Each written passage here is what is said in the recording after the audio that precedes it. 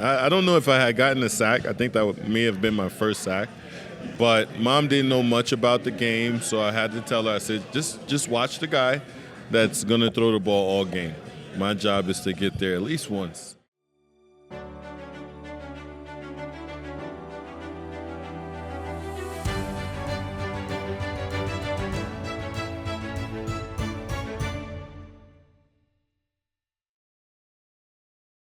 Tamba, thank you so much for coming on our show with us today. If you don't mind, I'm going to ask you a couple of questions here. So you spent your entire 12-year NFL career with the Chiefs, and we love you for it, racking up 89.5 sacks, and you were in 5 straight Pro Bowl nods from 2011 to 2015. Can you kind of explain what's the proudest moment from your time here in Kansas City? I have to say we have to pivot with a little bit about me getting to Kansas City and being able to bring my mom over. I think we have to look at that situation. Of course, being a Chief player for 12 years, that's just hard work. But getting here and having the kind of people to help bring over my mom, starting with Lamar Hunt, Jack Camp, the senator for Buffalo at the time, Joe Paterno. So having those people all rally around the story that I seem to have, coming from war, and I'll say that was a proud moment for Mom to be in the country. Yeah, I can imagine. So do you remember the first game that your mother was able to attend? Because Yes. I remember it fondly. Yes. I don't know if I had gotten a sack. I think that may have been my first sack. But Mom didn't know much about the game, so I had to tell her, I said, just watch the guy that's going to throw the ball all game. My job is to get there at least once, and I want to say that's probably, that's kind of one of those ones you look at and say, yeah, man, your first sack, I'll tell you what, I remember they panned to your mother several times, and she had a smile from ear to ear. And if I remember right, she was talking to somebody that was kind of maybe explaining to her a little bit what's going on during the game, and then they showed her after you got the sack, and I mean, she was going crazy. Yeah. Absolutely. I don't know if she could understand what was going on, but she was happy because she knew you did good things. Yeah.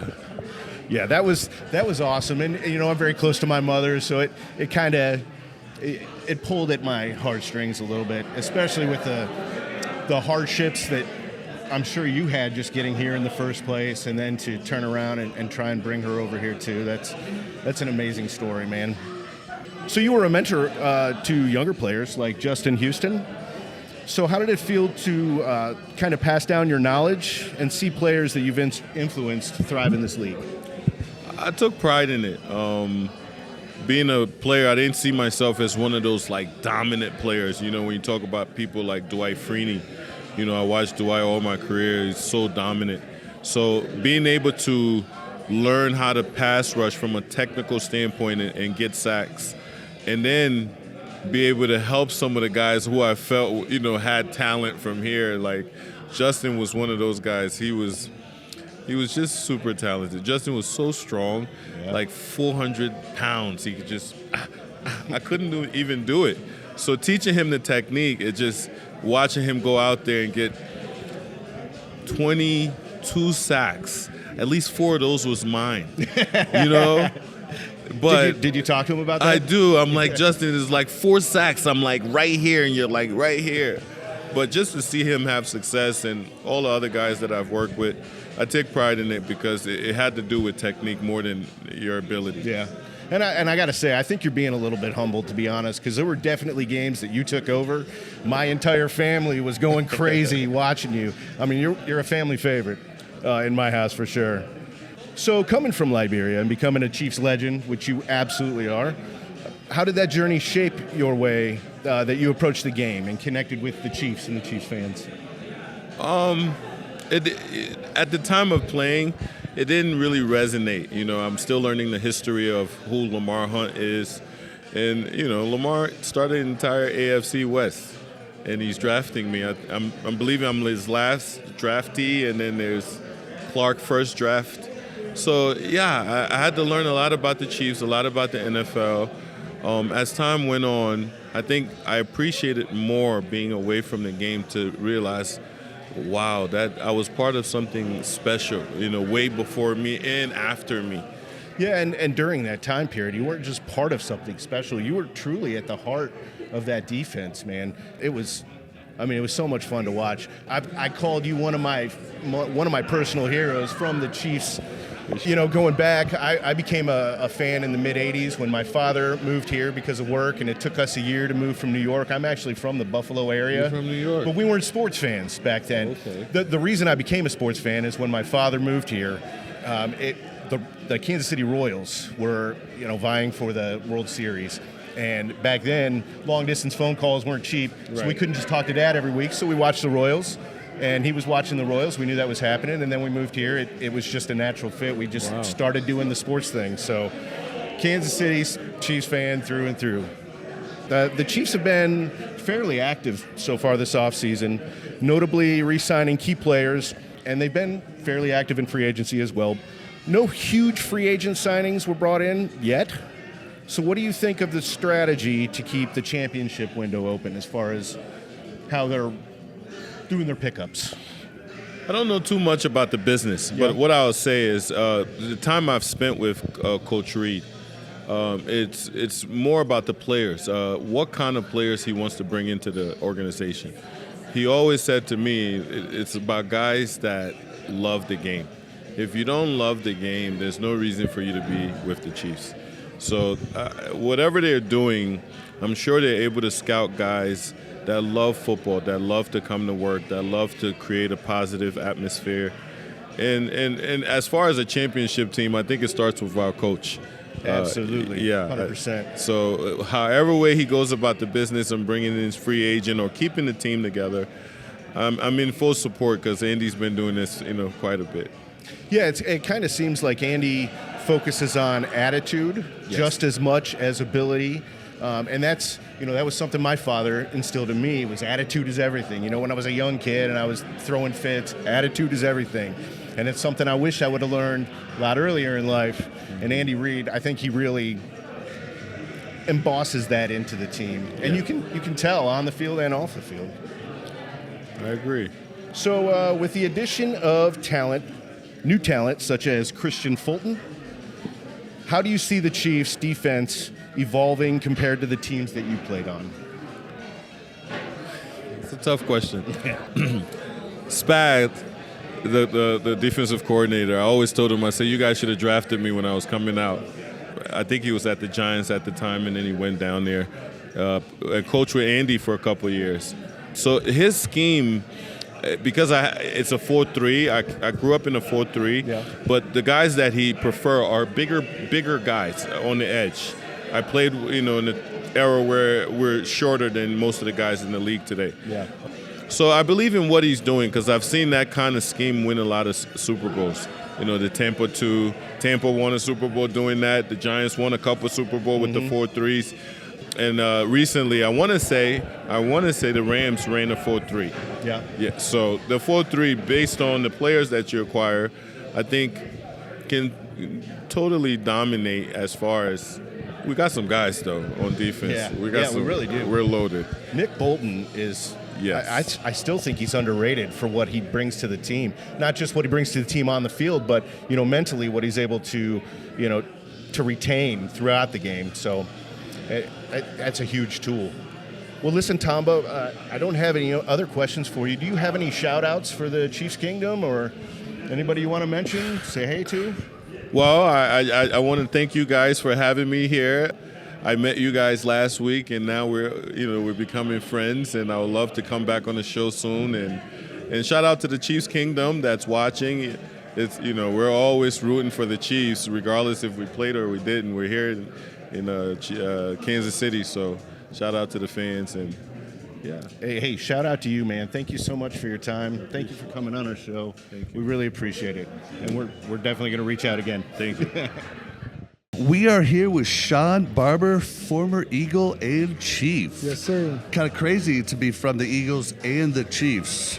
Right off the bat, who were you rooting for this last Super Bowl? Man, so my son actually works for the Chiefs. He's on the equipment staff there, and this is his 4th season there. So I've been a Chiefs fan since he's been working for him. Originally, man, I tell you, from my playing days, I'm actually just a fan of really high-quality football.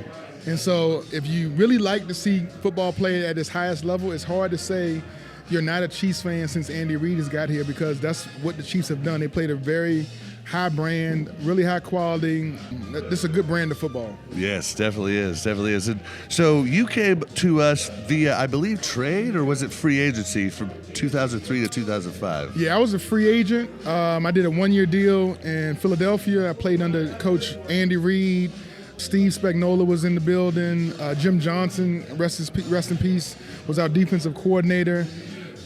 A bunch of brilliant minds back there in Philly. Leslie Frazier was a part of the organization. Shawn McDermott, Ron Rivera, like I said, like a bunch of the guys. So a really good defense got here from Philadelphia. As far as I know, myself, Vonnie Holliday, Dexter McCleon, we were like, they wanted to attack a free agent at all 3 levels. Dexter McCleon. So they got themselves Dexter in the secondary. They got myself at the linebacker, the 2nd level. And up front, they got themselves Vonnie Holliday. Yeah, Dexter McCleon. I remember hearing stories about him running out of his shoes. Dexter's a great dude, man. I mean, you know what? The alumni base here, the connectivity, and the amount of times we still stay connected. It's just an amazing group of guys that, whether you play one season here with the Chiefs or your whole career, Chiefs Kingdom kind of treats you like family. So it's really good for alumni who make their way back to the Midwest. That's awesome. So during your time here, any very memorable games that kind of stick out in your memory? Man, so I mean, I started linebacker playing here. The game that is the most memorable for me actually is a game that I wasn't even on the field when the play happened. The Dante Hall, the return against the human joystick. The human joysticks against the Denver Broncos. That was a game where I thought, I mean, you never want to say you thought we was going to lose, but as the game was coming to a close, I thought that, you know what, that's going to be one that's going to be in the L column. And then, I mean, big return, Dante, I think about 83 yards to the house. It was a phenomenal play. All 11 guys, everybody got their blocks. There was a few blocks in the back that didn't get called, but, I mean, every NFL play has penalties all over the place sometimes. Oh, yeah. They don't ever get called, so. But just the amount of intestinal fortitude, perseverance, the determination. I mean, X Factor, that's one of my favorite guys that played for the Kansas City Chiefs. And it's kind of phenomenal, the fact that I had a chance to actually be his teammate. So, man, shout out to Dante Hall, X Factor. Yeah, man, hell of a player. Oh, yeah, definitely. So as a linebacker, you were part of a defense that faced some high-powered offenses like Peyton Manning's Colts. How did those matchups shape your approach to the game? No, well, you mentioned Peyton Manning. Obviously, you got to bring up the nightmare of the no-punt game. So you talk about memorable games. I don't remember that one for a good reason. That's one of the nightmares that haunts me each week. To be on the defense and not make the offense that you're playing against punt that one time in the whole football game is kind of demoralizing. But neither team's defense made the other team's offense punt. So it was 2 high-powered offenses. It was a shootout, man. They had less penalties than us. I think we had a penalty in the red zone. Gonzalez called him for offensive pass interference. I think they created a fumble right down the sideline against Priest Holmes, and that ended up being the difference of the ball game. I mean, I think Gonzalez's offensive pass interference kind of knocked us out of field goal range. So instead of it being a touchdown, we ended up with no points because we ended up missing a field goal. Yeah, it was heartbreaker. Yeah, that ended up costing us the game. So. Yeah, man, that's one of the ones, man. That's one of the ones that when you say Peyton Manning, I mean, he was called a sheriff for a reason. He had total control. I think every game he played, man, that man just was a mastermind of being able to control the field from the offensive standpoint. He knew what defense he was in. He knew how to attack the defense. He knew the adjustments, all the hot calls, everything, man. It was phenomenal to be able to be I guess you would call a linebacker the quarterback of the defense and be on the field going against Peyton Manning. It was the ultimate chess match. Well, and I mean, you were an awesome player. I mean, you have to give you guys credit. I mean, if you look back at that team, I think maybe 20% of the budget Yeah. was on the defense. Yeah, And another 80-20. 80. Yeah. The 80-20 rule. We hear about we hear it in when you're doing community service, you're working on these boards. Everybody talks about the 20-80 rule. 20% of your workforce does 80% of the work. And unfortunately, when it came to that 20-80, it was 20% of the budget, the salary cap was being spent on defense, and 80% was on offense. But hey, man, listen, I wouldn't change it for the world, man. The opportunity to come to Kansas City and be a part of Chiefs Kingdom, it started in 2003 with that defense, and so I'm honored to be a part of. We started 9-0, 13-3. That was a phenomenal season. Yeah. Well, and we love Andy Reid here, but you're talking about the Chiefs of old. Coach Vermeil was a huge favorite here. Yeah, Dickie V. Yeah, can you walk us through like a game day with Dick Vermeil where he led, like, what was it like pregame, halftime, postgame? Like, what was the atmosphere like? Because I feel like there was a lot of, I mean, I loved it about him, but the man was not afraid to cry, and I love that about him because we should all do it more often. He wore his emotions on his sleeve. He was not unfamiliar with getting a little teary-eyed and stuff. I mean, he was very passionate about his job as far as being a leader of a team. He cared about the players more so than just being on the field. He cared about your off-field, your family, how you were feeling, how you were doing. He cared about your career. He didn't want to cut anybody. He wanted to keep everybody from training camp. He wanted to find a way to get everybody a position at some point on his staff or something like that, man. So Coach Vermeil, man, he's just a hell of a dude, man. So and that has kind of transpired and kind of transcends over into his current. Now he's got the Vermeil Wine Vineyard. He does the Vermeil wines. Awesome wine if you're a wine connoisseur. But just as a person, as an individual, man, Coach Vermeil has done so much for so many people. I mean, he's got so many people their opportunity. And I think even if you ask Coach Andy Reid, who's the best coach in Philadelphia, he's going to probably say Dick Vermeil. And then he said, well, who's the best coach in Kansas City? He'll say Dick Vermeil. and you're talking to a guy who's probably top 3 coaches in the history of football. Yeah, working his way up to number 1. Working his way to number 1. And if you ask him from a humble standpoint, he'll say, man, Coach Dickie V is the man, and he was that guy before there was any true guys. So, man, shout out to Coach Vermeil, man. We all love Dickie V. He's one of my guys. What was is there any memorable halftime speeches he gave? You can't give it all to us. I mean, again, you can Google the diaper comment. The diaper, okay. Yeah, it was about Larry Johnson taking the diaper off, and when it was time for him to take over. I think Priest Holmes had moved on. And I remember that now. It was about to become the Larry Johnson show, so... I mean, that's a memorable moment, but that's just a very authentic coach telling you what's on his mind. He didn't care if you was a first-round pick or if you was a free agent. He just wanted you to go out there and play your hardest. And so if there was some way to motivate you or something he needed to say, I mean, again, he says that to a player, but he loves Larry. I mean, he cares so much about these guys, and for anybody to take anything Coach Vermeil says and twist it into like a negative, you don't know Dickie V. I mean, he was always one of your biggest fans, your biggest cheerleaders, your biggest supporters. But it seems like he would tell you if you are messing up. Well, listen, you really know that somebody's in your circle when they tell you when you're wrong. Yep. Everybody can surround themselves with a bunch of yes men and tell you that, hey, man, everything is fine and dandy even when it's not. But it takes a real man to point, look at his friends or look at somebody he care about and say, hey, man, I'm going to tell you at this moment, you dead wrong. And that takes a strong man to do that. And so, I love Dickie V for being able to just be real with guys and understand, hey, the NFL is not for long. You can definitely on this field do some things to take care of your family for decades. But at some point, you got to be a man. You got to step up, and you got to play a position. You got to go ahead and do your role, do your job. And he prepared us to go out there and win every game. That's awesome. Well, you were talking about your son working for the Chiefs. Yeah. But someone else is working for the Chiefs now. Can you Man. tell us about your new position with the Chiefs? Man, I appreciate it, man. So I'm the new manager of player engagement. So I just now joined the Chiefs this past Monday. Just recently new into the role, but definitely look forward to just trying to find ways to help our rookies and our new players to come to Kansas City, just be acclimated and feel as comfortable as they can in Kansas City as fast as possible. Eliminating distractions off the field for the players and the families to make sure that they are able to Which is a huge thing. and be as effective as they can on the field. And understand the main thing is still the main thing. This is a winning franchise. They know how to get it done on the field. And anything I can do, any of my experiences or any of my my knowledge from being a 10-year vet.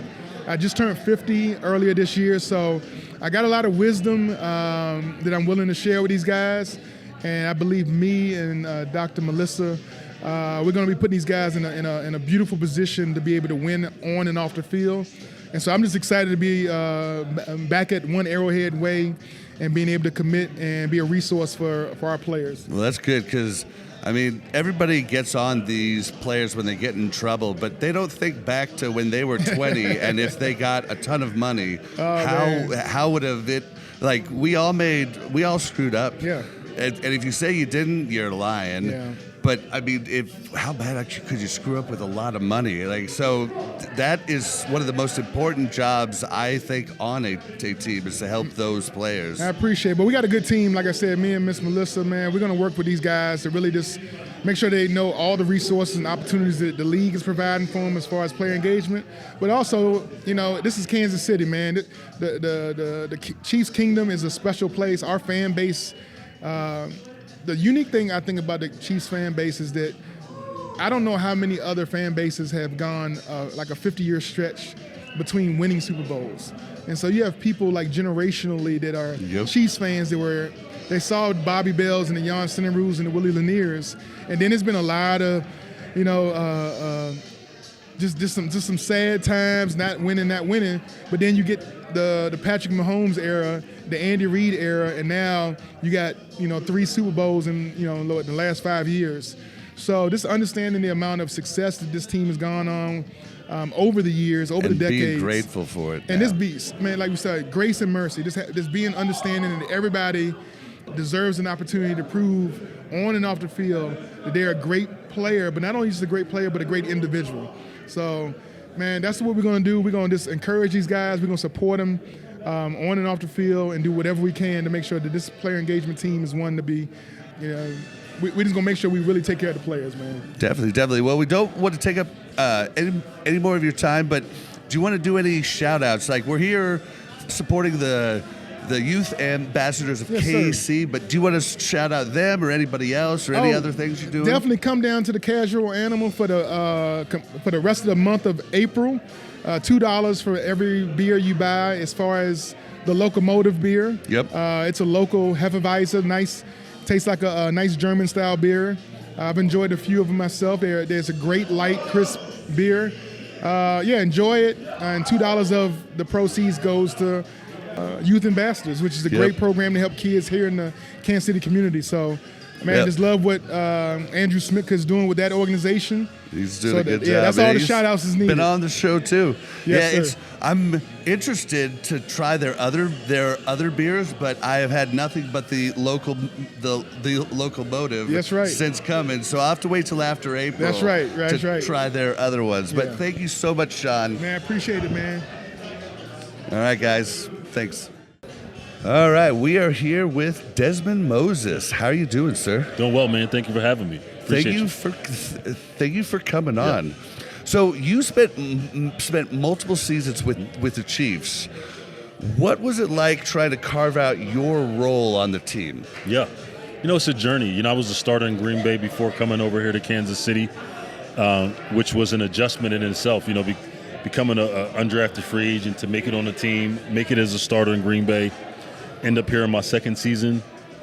It was not only a mental adjustment, but just adjustment even of my attitude, learning to be a better teammate, learning my role not only on special teams but as a backup, how to get reps, how to practice. That took me a little bit of time, but something I kind of fell into as time came on. I had some great veterans like Tamba, Hali, Justin Houston, DJ to teach me the way, but initially, though, it took some time to really fall into that role. I think we should start the chant, after what we went through this last season as Chiefs, special teams win games. Absolutely. I mean, there's 3 phases of football: offense, defense, and special teams. And special teams is we call it one of the special teams. You can score points there, you can win games there, and inevitably you can lose games there on missed kicks and giving up big plays, field position. So it's an important aspect. It's hard to get guys to buy in, especially young guys to buy in early in their career because everybody wants to be a starter. But with it being a very important aspect of the game, I took a lot of pride in it, and I was decent at what I did. That's what they say. Yep. Well, and our special teams accounted for at least 2 of our victories, which accounted for home field, which Absolutely. accounted. I mean, it's huge, and it's kind of a bummer because in the last I don't even know how long it's been, but 5, 6, maybe even a decade, the kickoff return has been boring. To be honest. And now, hopefully, they just made the new rule change that if you touch back, it's on the 35. Hopefully, that'll get us more kickoff returns, which are exciting. Yeah. I mean, imagine if Dante Hall had been in this NFL right now. It would have been horrible. You know what? It's funny because I feel like there are a lot less gaps. There's a lot less holes. You could draw up different plays where you could trap a guy on the front line. You could trap a guy, even on the second line, and then you have a wedge on the back line. A lot of these things are no longer a part of the game. I was blessed to be a part of the 2013 team, which we were first in return yards, I believe, in NFL history. DeAnthony Thomas was our returner, a pretty good returner in his own regard, and we just had guys that took pride in blocking, playing with one another, and when you have a good returner, guys that really care, and a special teams coordinator like Dave Tobe. You're talking about a guy that coached Devin Hester and some of the best in the world. You generally have success, and we had just that in 2013. Yeah. Well, so what's a behind-the-scenes memory from your Chiefs days? Like a locker room story or anything you might think of that just really stands out? You know what, man? I would just, a lot of my time I spent in the locker room. We used to have a hoop up. We had Alan Wright put up a hoop about 10 feet. I mean, wasn't measured perfectly, but it was close enough to a hoop. So we used to have these epic games, man, pre-practice, post-practice, to where, guys are playing horse and knockout. And I'm talking about, Tyreek Hill, Chris Jones, all the big-name guys. You get to see them be an athlete in other sports and compete. And inevitably, the same guys that win in this sport, our top competitors in a game of football, are the same in basketball and such. But we had some really cool games. Demetrius Harris was, a college basketball player. He was a part of that deal. And Travis, those tight ends can generally play a little bit. But us linebackers, we held it down. I always get a little jealous. I met Justin Reed last year at the golf course that I work at. And just watching him hit the ball and finding out how long he's been playing golf, and I was just like, man. Yeah, athlete, man. Yeah, I mean, and so many of the NFL players can really ball out in golf, and I'm just so jealous. I'm a golfer myself. I played a little bit today, but, it's just one of those things, something to compete at. Generally, guys, if you get to that level, which you'll see across every industry, baseball, football, basketball, we hear the stories about Michael Jordan and, how obsessive he was as a competitor. A lot of guys are the same way. They just want to win. Anything we can win at, we generally get addicted to or want to pick up. Well, so you do, I don't know if you stayed here right after you left us, but right now, at least, you do a lot in Kansas City with charities. Like tonight, we're here for the Youth Ambassadors of KC, but you do a lot more around the city. Tell us what you've been up to. Yeah. I'm a real estate investor. I'm a father of 2 baby girls, but I train a few young athletes and I work along with, American Baller, which is an association. It's a nonprofit where we go on, put camps on in the inner city. Not only do we teach the kids football, we have a 2-hour portion where they learn from professionals like myself, other ambassadors, but also they get a financial literacy aspect at the end of it, where we have Chase Bank come in and talk about credit. We talk about balancing checkbooks and give these kids a little bit of on the field, but also off the field advice and tips for life. I haven't seen in the school system since, but when I came out of school, boy, I wish they would have prepared me a bit for that. Boy, I screwed up when I was first in college with credit. And my parents were like, where'd you get these credit cards? I was like, I figured I'd be able to pay it back all of a sudden. Well, that's how it works. It's a slippery slope, but knowledge is power, and that's yeah, what we that's try a to do. good thing to teach them. A real life 100%. skill. Yeah, just inform them young, so that way they can try to head into the right direction, but just give it back a little bit of time, a little bit of information. Well, you talked about having 2 daughters. As a father who loves sports, how excited are you about, from what I understand, varsity and JV girls flag football is coming to all of KCMO schools? You know what? I'm indifferent about it. I think flag is a beautiful thing. Football itself, the physicality of it, the pads, I don't think it's for human consumption at all. But obviously being a guy that played it and played it at a high level, I'm so thankful for it. But I think that seeing the young women get an opportunity to go out there and show their athleticism, get to see them close space and compete at a high level, I love it. I got an opportunity to coach. It was a girls' flag football team, but it was high school. And these young ladies, they competed harder than the young men that I had coached at this level. These women were about their business, but also these girls were playing together, playing hard, and they were coachable. So for all athletes, young ladies, young men, high school, middle school, I'm always proud and I'm always pleased to work with those type of athletes. Generally, they're sponges, and this is just another opportunity. Maybe I'll get to train some young ladies in the near future. Not what I had on my vision board, but I would certainly love to do so and train some of those phenomenal athletes as well. Yep, I've been around some competitive females. My wife being one of them, and man, whoo!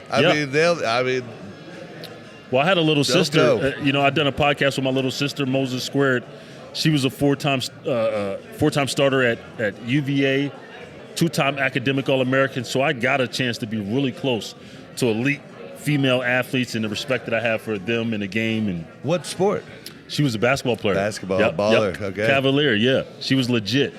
Nice.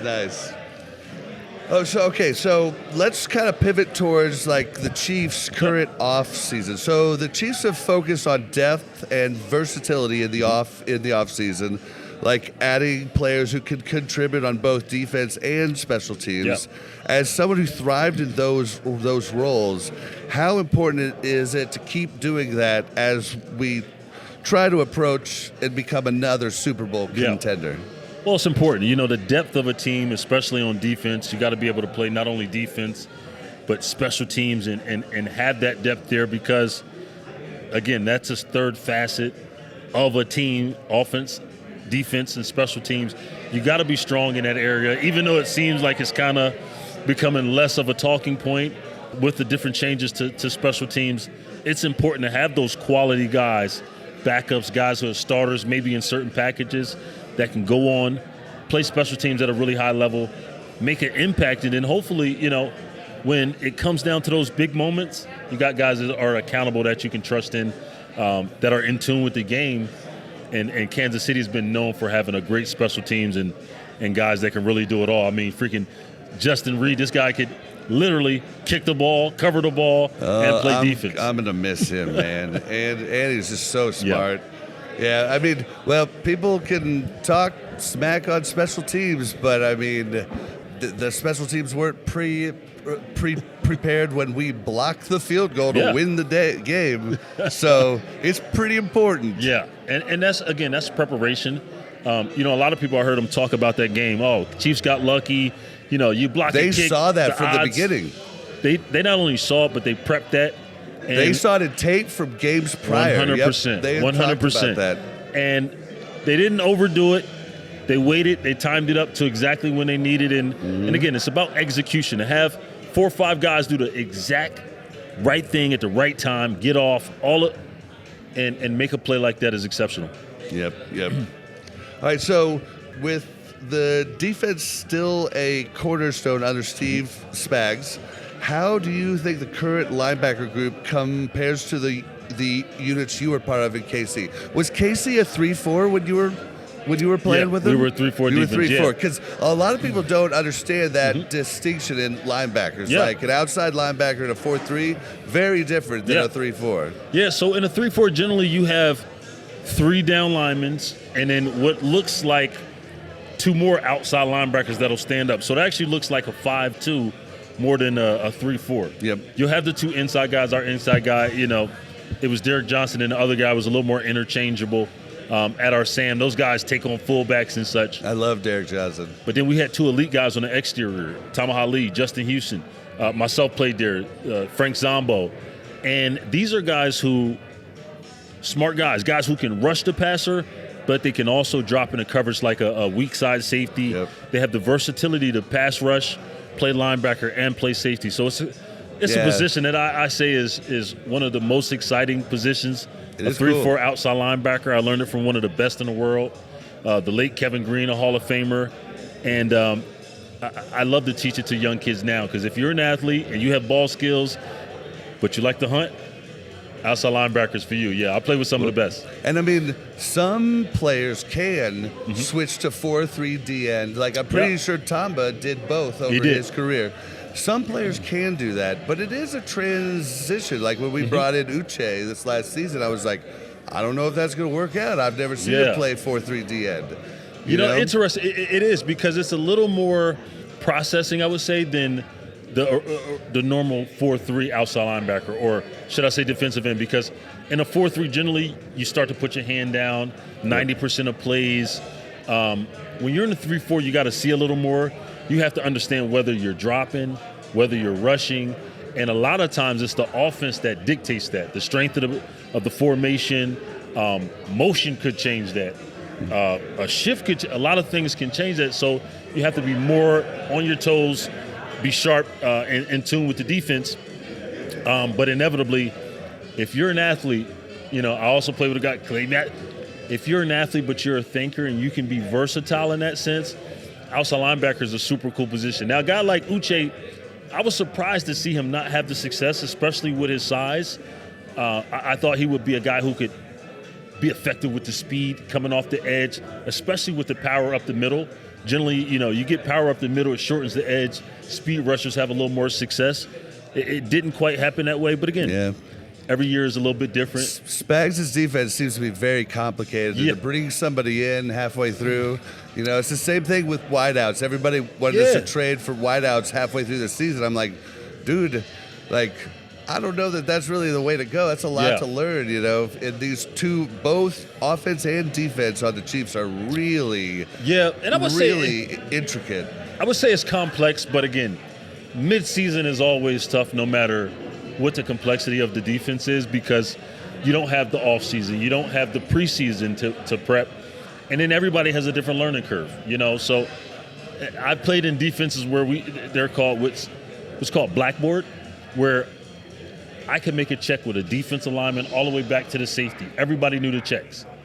Or there were times where I played in defenses where they were highly adjustable, where week to week we had different calls where I couldn't make them with certain guys because they weren't in certain meetings, and so things can be more complex. I don't think Spags has one of those defenses that's overly complex. It's over. Well, I mean, the 3-4 I think is more complex. For sure. Why For sure. most people don't run it. And you have to have a specific set of linebackers. Absolutely. But I think he's a great teacher, and you see that because you've seen guys that are backups have success in mid-games, have it come in and fill in for guys.